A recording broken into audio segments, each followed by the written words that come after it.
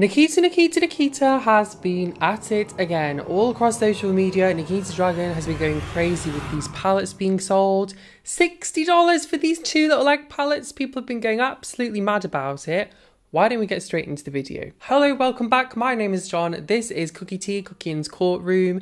If you're enjoying the video, be sure to smash the like button every time you do Titty Flies into space. Please ensure your seatbelts are firmly fastened and titties are firmly strapped in, or else they are going to be flying to Mars and orbiting. So, today's video, everything's been kicking off with Miss Nikita Dragun, the source of controversy for many years, but not that much controversy. Originally grew to fame a few years ago through Jeffree Star. She didn't really have that much engagement or following on social media, but she did a campaign with him years ago, and it was the blackface campaign. So this is the white Nikita, this is the black Nikita. And this is where the source of controversy came from, and that really put her on the radar.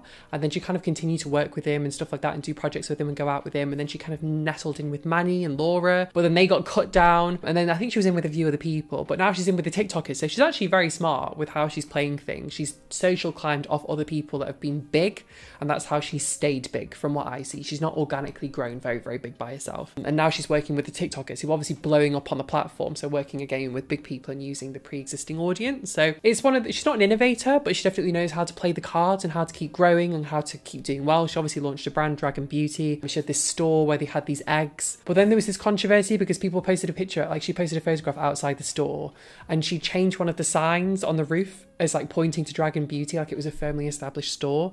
And then someone else was there pretty much the same day and took a picture, and it was actually a Victoria's Secret sign, and she'd photoshopped her sign onto it.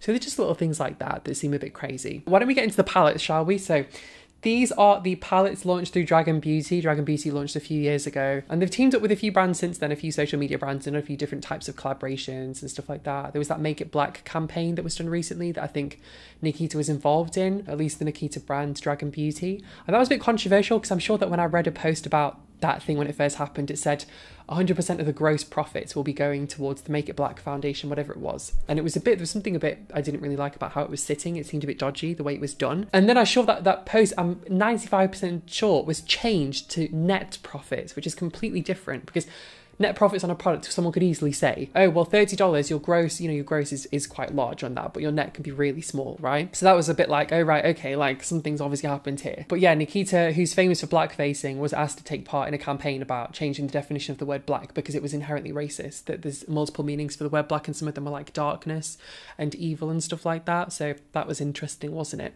That was a journey, shall we say. So if we go into these palettes, these two palettes are retailing for $30 each, or you can buy them together for $60. Great deal, 0% off. In terms of the palettes themselves, if we take a look at them and we just zoom in, they look very, very basic, very, very basic. I mean, obviously it looks like, I don't know if we have a custom shaped mold for the actual metal. That would be quite cool. But what it could actually be is just circles or squares with this cutout for the egg over the top of it to make it different. We do have this interesting press design that's almost like a dragon, like the shape. So that's quite cool as well. I'll definitely say there are things to this palette which at least differentiate it. It's not just a standard, someone's just not gone on the internet and bought a build your own palette and then sold it, In terms of the colours, we have this lilac colour on one palette and a dark purple colour on the other palette. Why don't we have a step through the dark purple palette? We have this light shade. I don't know if it's a metallic or what, but I'm guessing it's sort of a crease shade. We then have a dark brown. We then have what looks to be a matte blue, a teal turquoise colour, and this sort of like, is it a metallic deep green perhaps? I don't know what you would do with these shades. Like, I kind of feel like this palette isn't sure if it's a standalone palette that has your neutrals, your browns, and the pops of colour, or if it's just the pops of colour, because the brown looks very saturated and very warm. So it's not the kind of thing you would just naturally put into your crease, unless you have like a very, very, very warm complexion, right? Same with that lighter shade, like it's very light. Like it's kind of like a very, very light blending colour. You need to have very pale skin, it looks like, to get that to work for you, right? So it's kind of strange, definitely. It's an interesting colour story. It just confused me a little bit. I think the colours look nice, I guess, but it's just kind of like, I don't really get it, and I don't get excited by it either. Like, just for example, when Kylie a few years ago released the Royal Peach palette, there was a peach and there was a royal blue, and it was a pretty basic palette, but it was beautiful, and the colour story was gorgeous, wasn't it? We all looked at it and we all wanted it, let's be honest. It was a very pretty looking palette. But this, it doesn't have the same curb appeal, the colours, the textures. It looks kind of drugstore, which for $30 per palette is not really at that price point. I think maybe this is something that's there to appeal to the super fans that want to support, even if it isn't necessarily that good value for money. I think if it was in stores, I don't think anyone would buy it, right? Why don't we move on to the second palette, the lilac palette. So the lilac palette, we have this, it's almost like an ochre shade perhaps, I guess, but it's a bit deeper than an ochre. We have, again, a very, very, very warm brown. It's almost verging on brick red, actually, like an Accrington brick. So that's quite interesting. We then have this purple. I don't know how this works with the other shades whatsoever. Very confusing. Purple is one of the colours of the brand, but I don't really get how that fits in with the other ones. We then have this shimmery white colour, which again, it just looks very drugstore, the whole colour story. It's just very bright and very playful and childish. I don't see any adult playing with this palette and using it in any serious context. It just doesn't have the right colours. And then we have this deep shade again, this deep brown metallic shade it looks like. So I don't want to sound like I'm being a bitch, right? But I just don't really get it completely. And also it's great, it comes with a mirror, but it's a very small palette from what it looks like. So I don't really see the point in a mirror because you're going to be looking at yourself like this big. And this palette I don't think even stands by itself anyway to be able to do like really nice big eye looks, like adult eye looks, if that makes sense. Because you know when you're a child, you throw on some eyeshadow, you know, you get a bit of glitter, maybe a bit of brown in the corner. It doesn't matter that it doesn't look blended or whatever, you're just having fun, right? And that's kind of like drugstore makeup sort of thing, right? A lot of drugstore makeup, not all drugstore makeup, but this, I don't know, do you know what I mean? That's just my thoughts originally from looking at it. I think obviously it's cool that she's done something a bit different with the scales and with the egg shapes, but the palette itself, I just don't really get it. I just think it's inefficient. I don't think it's eco-friendly to have such a like low usage of internal space with the size of the pan versus the size of the actual product. And I also think it's not very eco-friendly to have a mirror in there for a palette that's so small. I just don't see the point. If it was a blush or a highlighter or something, I would get having a mirror, like it's a great feature. But for a palette this big, I think most people are going to be using an actual mirror. Just make the packaging out of cardboard and make it recyclable and it'll be fine. Do you know what I mean? That's how I kind of feel a bit. Anyway, now we've looked at the product, why don't we take a peep at what is happening on the internet, what everyone is saying, what the drama is. So let's just get straight into it. Start said, and her app, by the way, is "You're not on my mood board." I love that. That's saying like, I don't know what the word is, but that's funny. How on earth has this brand not gone under yet? Very interesting. And I think because it's not really a proper brand, it's more of a merch. That's how I see it. I don't think Dragun Beauty is a thing outside of Nikita. It feels like a sub-brand of Nikita. Like the only people that would know what Dragun Beauty is are people that know Nikita, right? Are fans of her. So it's merged in that respect. Similar to how other brands, you know, Manny has Luna Beauty, Laura Lee had Laura Lee Los Angeles and those sorts of things. The only exception was Jeffree, because Jeffree did build his brand to something external to him at one point, but it was always still kind of him. But people did view it as or some people try to view it as a separate thing, but it's difficult when his face and name is on the brand, right? So Refreshing said, extremely high markups and low inventory. I actually agree with that 100%. I think whoever she's partnered with to make this product, I'm sure she's now working with a big parent company sort of thing that manages a few different brands, like an incubator as such. And what they allow you to do is very, very small runs of high, like, priced items. So she might be literally making 500 units, 1,000 units, which is not very much, and it's easier to sell out of that. Whereas most factories would have a minimum of like 1,000, 3,000 units. If you're with an incubator that has everything in-house, they can handle those smaller volumes, and the incubator probably makes a lot more money than a standard factory. So a usual palette like this, you'd probably be paying $3 to $5 max, really, for what it is. If you're making 5,000, 3,000 units, and if you're making more, it would be cheaper. Whereas the incubator might be literally charging Nikita $10 per pallet. But obviously Nikita doesn't care because she's still making $20 per unit, which is a really high markup for her.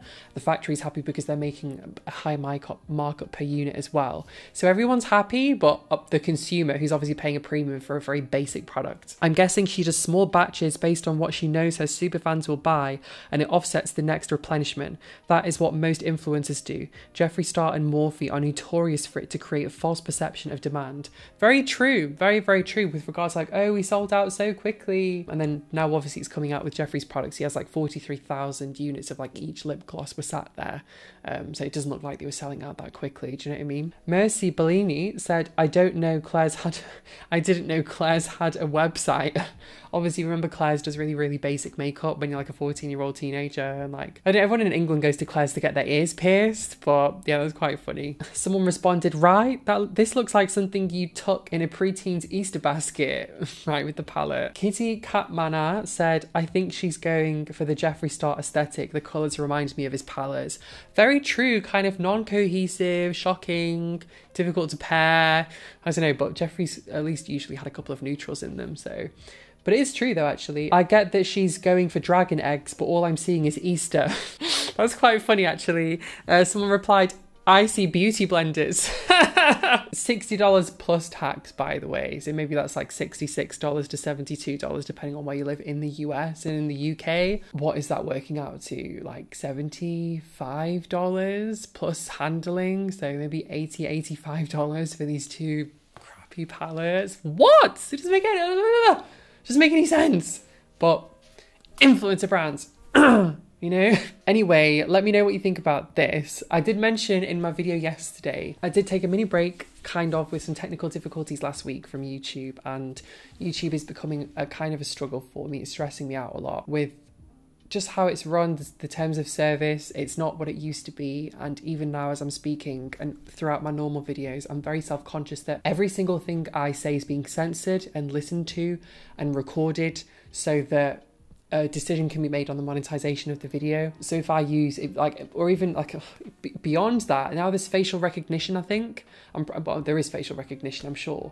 So I believe that, like, even if I use a meme that has like a controversial person, like Kim Jong-un, for example, and even me saying that now could get me demonetized. That could get my video demonetized because it will scan the face and recognize it. And I just feel very like I'm in a prison, and I have to spend like 20% of my video asking people to subscribe and like the video. Not because I need them to for my benefit, but just because otherwise YouTube won't recommend the video and show people. And I feel like I've worked so hard for so many years here, but like I'm spending thousands of pounds to run this channel, you know, properly with moderators, editors, researchers, and having all, and obviously I pay for my own studio as well, and I put my own time into it. I don't need a salary from it, but I have to pay for my staff. I can't lose thousands of pounds a month making videos, and I have the viewership to really not be losing thousands of pounds. It's just YouTube is a platform right now, and I'm not happy, basically. So I asked you for any ideas of what you thought of different platforms I could move to that would allow me to keep making videos frequently and all the time.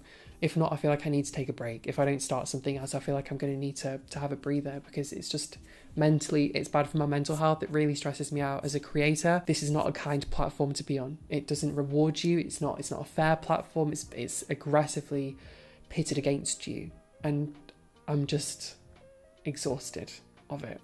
So I just wanted to be open and honest about that. It's not easy for me to talk about. I like to keep this a super positive place all the time. A lot of you have stressful lives and stressful jobs, and I like to give you a special place you can come and chill out with me, but I need to also keep it a special place for me as well that I enjoy creating in. And I haven't enjoyed it recently just because I'm struggling with the platform, videos being demonetized for no reason, struggling to reach people. I have super positive engagement, and it's just annoying me. Like, it's not, as I said, like, it's not that I need the finance from the channel. I really don't care about that, but I do have staff costs that I need to think about. Like, I can't be losing thousands of pounds. It's just not sensible. So anyway, I want to say a huge thank you for watching today's video. Please let me know any thoughts down below regarding that. I'm very curious to hear, and I will see you in the next one.